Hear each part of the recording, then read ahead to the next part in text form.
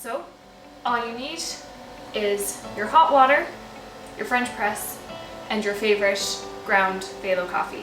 We suggest using 60 grams of coffee per 1 liter of water, ideally around 94 degrees, and that's about 2 heaping dessert spoons of ground coffee.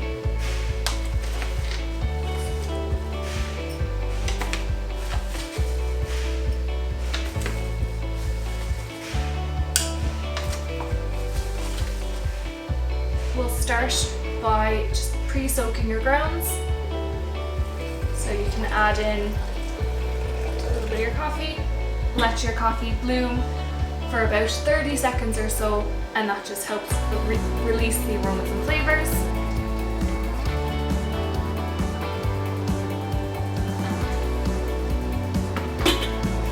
Just give your coffee a quick stir.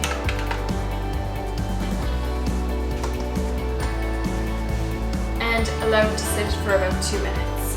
The French press is often thought to be quite an easy and great method for beginners, while most methods involve filtering water through the coffee grounds, and this steeps the coffee and the water together.